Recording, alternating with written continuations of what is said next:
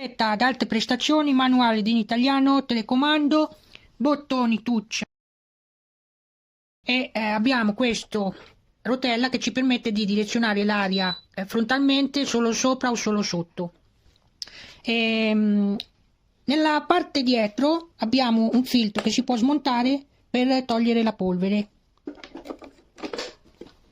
e il bottone di spegnimento o accensione.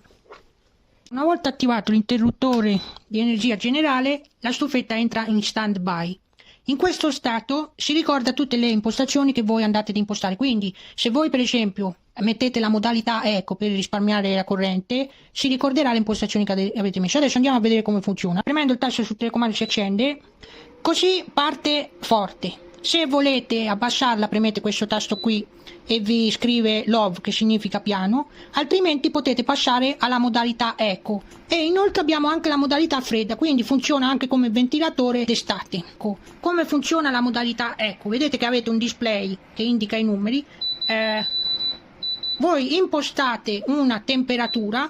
Quando la stufa, che ha un sensore di calore, riconosce che la stanza è arrivata a quella temperatura, automaticamente si spegne da sola. Quando poi la temperatura scende sotto quel livello lì, si riattiva da sola, quindi vi mantiene sempre la temperatura scelta. Quindi abbiamo forte, piano, eco e inoltre abbiamo anche la modalità fredda, quindi funziona anche come ventilatore estate. Poi si può far ruotare la stufa, vedete che ho attivato il motorino, adesso gira a destra e a sinistra, quindi una stufetta a torretta che può girare.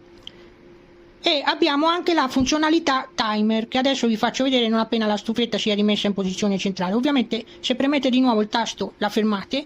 Questo qui è il timer che vi permette di impostare le ore di funzionamento, 5 ore, 6 ore, 10 ore, eccetera, eccetera. Arriva fino a...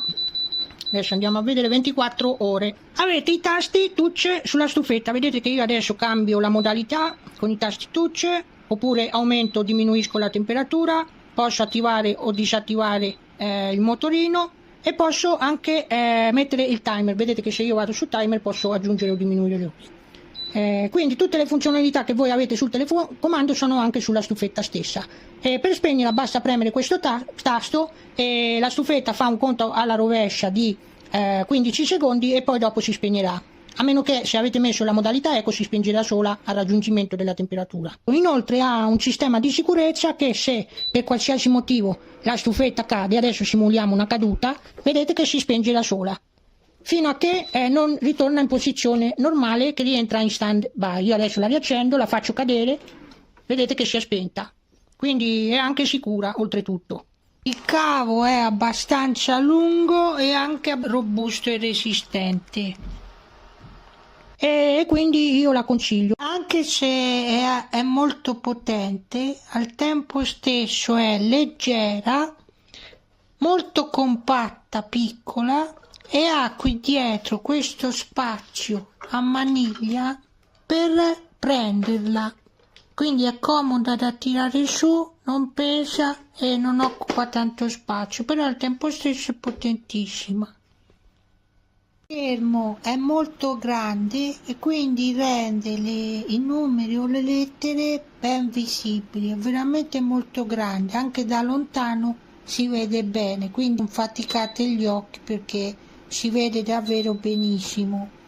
Anche il LED della luce che indica l'aria fredda oppure l'aria calda è orizzontale, ben visibile, blu per l'aria fredda e rosso per l'aria calda. È veramente un'ottima stufa che io consiglio, è molto potente, in pochissimi minuti, diciamo 2-3 minuti, vi cambia la temperatura da stanza, per dire da 18 a 19 gradi.